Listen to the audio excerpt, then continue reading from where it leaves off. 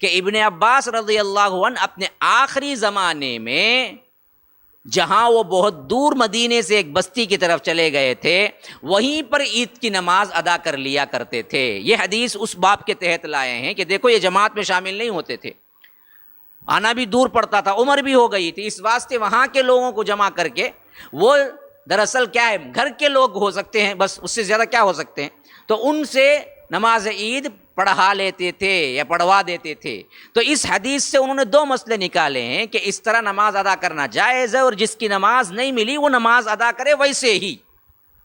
تو اب یہ کلیئر کٹ بات ہو گئی کہ عید کی نماز جماعت شرط نہیں ہے۔ اگر آج لاک ڈاؤن کی وجہ سے ہندوستان کے علاقوں میں یا کہیں بھی پوری دنیا میں کہیں بھی لاک ڈاؤن کی وجہ سے عید کی نماز کی اجازت نہیں ملی تو گورنمنٹ کے رولز فالو کیجئے، کوئی مسئلہ نہیں ہے، اپنے اپنے گھروں میں نماز ادا کیجئے۔ اب دوسرا مسئلہ ہے کہ کیسے ادا کریں۔ جیسے ہم عام نمازیں ظہر عصر مغرب پڑھا کرتے تھے گھر کے لوگوں کو جمع کر کے باجماعت، ویسے ادا کریں یا نہیں تو الگ سے الگ دو دو رکعت ادا کریں۔ تو اس مسئلے میں کیا ہے، علماء نے فتویٰ دیا ہے، خاص کر شیخ انیس الرحمن اعظمی رحمہ اللہ حافظہ اللہ نے بھی کہا ہے کہ اس کو باقاعدہ طور پر 4-5 لوگ جمع کر کے ادا کر سکتے ہیں، کوئی مضائقہ نہیں ہے۔ تیسری بات یہ ہے کہ کیا اگر 4-5 لوگ یا ایک بلڈنگ کے لوگ 11-15 لوگ جمع ہو جائیں تو خالی 2 رکعت پڑھیں گے یا خطبہ بھی ہوگا؟ تو دیکھیے اس سلسلے میں خطبہ نہیں ہوگا۔ نماز عید جس کی فوت ہوئی سی اسے خطبہ نہیں ہوا تھا، اس نے نماز عید ادا کی، اور نماز عید ادا کرنے کا ثبوت ملتا ہے۔ خطبے کا جو ہوگا وہ اجتماعی شکل میں جب نماز ہوگی تب خطبہ ہوگا، اور اس وقت بھی اللہ کے رسول صلی اللہ علیہ وسلم نے فرمایا کہ بھائی جو بیٹھنا چاہے وہ بیٹھے، جو جانا چاہے وہ چلے جائے۔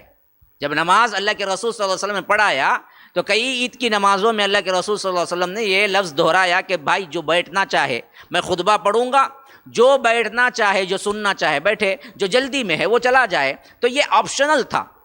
تو اس وقت لاک ڈاؤن کی پوزیشن میں جہاں ایک بلڈنگ ہے یا آ کر ایک عمارت ہے یا ایک آ کر کیا ہے کالونی ہے، گیٹڈ کالونی ہے، اب کہتے ہیں کہ ہم کیا ہیں جی 100 ہیں 50 ہیں یا آ کر ایسے ہیں تو ہم جمع کر کے نماز ادا کر لیں۔ نہیں، بہتر طریقہ یہ ہے کہ آپ نماز تو ادا کریں لیکن خطبے کے ساتھ کہ نہیں، نارمل نماز ادا کر لیں جیسے کہ آپ ظہر عصر مغرب ادا کرتے تھے۔ اچھا طریقہ کیا ہے؟ یہ 2 رکعت واجب نماز بعضوں کے پاس سنت موقدہ، بہتر ہے کہ واجب بھی قرار دیں کیونکہ کیا ہے اللہ کے رسول صلی اللہ علیہ وسلم نے کبھی نہیں چھوڑا۔ تو یہ 2 رکعت واجب نماز آپ 12 زائد تکبیرات کے ساتھ پڑھتے ہیں۔ 12 زائد تکبیرات کیسا پڑھنا ہے؟ عمومی طور پر جو ایک مشہور ہو گیا ہے کہ 3 ایک رکعت میں اور 3 ایک رکعت میں، جو کہ 6 زائد تکبیروں کے ساتھ احناف وغیرہ پڑھتے ہیں، اس کے کوئی خاص دلائل نہیں ملتے۔ 12 زائد تکبیروں کے ساتھ محدثین کے پاس خاصی ثقہ روایات ملتی ہیں۔ وہ 12 زائد تکبیرات کیسے؟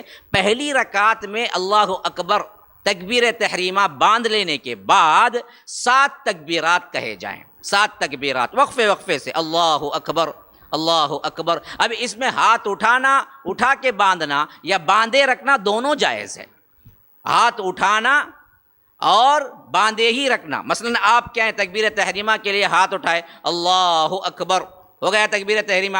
اب عید کی نماز آپ پڑھ رہے ہیں، اب اس کے بعد 7 مرتبہ آپ کو تکبیر کہنا ہے، اللہ اکبر اللہ اکبر اللہ اکبر، کہتے جا سکتے ہیں، کوئی مسئلہ نہیں۔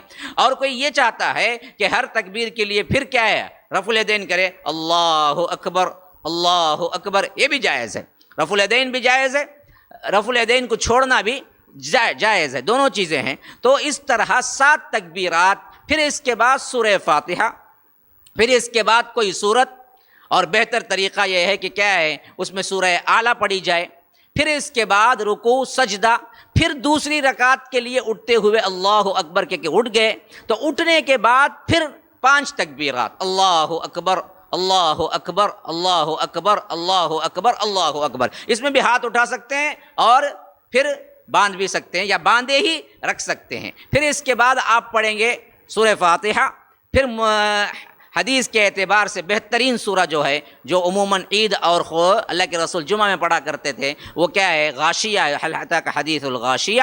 پھر اس کے بعد کیا ہے؟ رکوع، سجدے، اور اس کے بعد جس طرح آپ قاعدے میں بیٹھ کے سلام پھیرتے ہیں پھیر دیجئے۔ اگر کسی کو اعلیٰ اور حل اتاک حدیث الغاشیہ دونوں نہیں معلوم تو کوئی بھی صورت پڑھ سکتا ہے، یہ نہیں کہ وہی پڑھنا ہے، فرض نہیں ہے، بہرکیف سنت کا طریقہ یہ ہے۔ تو اس حیثیت سے آپ عید کی نماز ادا کر لیں گے، اور اس میں ترتیب بندی وہی ہوگی جو عام نمازوں میں ہوگی کہ بڑے لوگ ہیں تو کیا ہے؟ سب بنا لیں گے امام کے پیچھے، پھر بچے، پھر عورتیں۔ اگر کہیں کیا ہے صرف میاں بیوی ادا کر رہے ہیں تو بیوی پیچھے کھڑی ہوگی اور سامنے مرد کھڑا ہوگا، اور اسی طرح عورتیں ہیں تو عورتیں بھی پیچھے کھڑی ہوں گی اور سامنے مرد کھڑا ہوگا۔ تو اس حیثیت سے عید الفطر کی یہ نماز ہم گھروں میں ادا کرنا چاہیے، جس کا ثبوت کتاب و سنت سے ملتا ہے۔ السلام علیکم ورحمۃ اللہ وبرکاتہ۔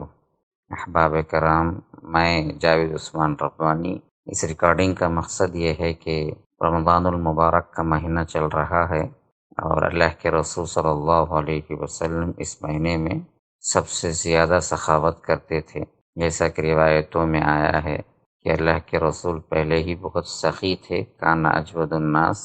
اور اسی طرح اسی روایت کے اندر یہ بات بھی آئی ہے کہ جب رمضان المبارک کا مہینہ ہوتا تو اللہ کے رسول صلی اللہ علیہ وسلم کی سخاوت کا یہ عالم ہوتا کہ وہ بڑی تیز آندھی کی طرح چلتی، یعنی بہت زیادہ سخاوت کرتے۔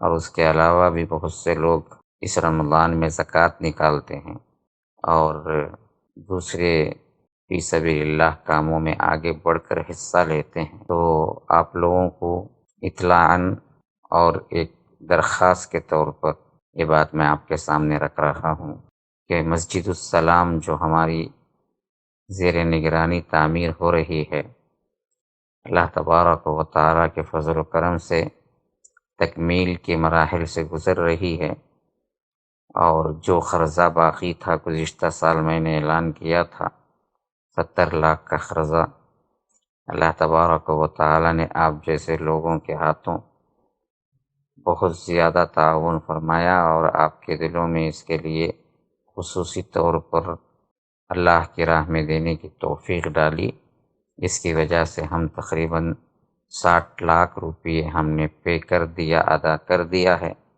اور اب بقیہ تکمیل، انٹیریئر ڈیکوریشن اور اے سی اور اسی طرح لفٹ اور ٹائلز اور سینیٹریز وغیرہ کے لیے 70 لاکھ کی ضرورت ہے، پلس 10 لاکھ قرضہ، 80 لاکھ کی ضرورت ہے پورے۔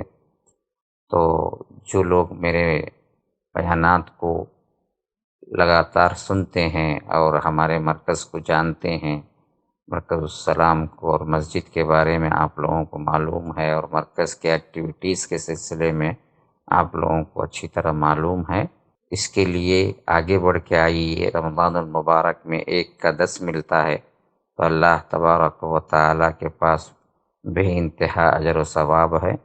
اللہ یضاعف لمن یشاء، اللہ فرماتا ہے کہ اللہ دینے والوں کو جتنا چاہے اتنا زیادہ بڑھا کر واپس دیتا ہے۔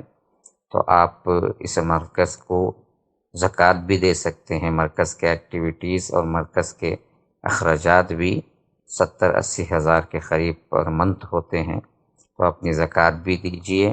اور اسی طرح افطار کا 1 دن کا خرچ مرکز میں تقریباً 4000 روپئے خرچ ہوتے ہیں، تو 4000 روپئے کے حساب سے کوئی 5 دن کی ذمہ داری، کوئی 10 دن کی ذمہ داری لے سکتا ہے، تاکہ کسی روزے دار کا روزہ کھلوانا اور ان کو کھانا دینا اور ان کے روزے کے کھانے پینے میں مدد کرنا۔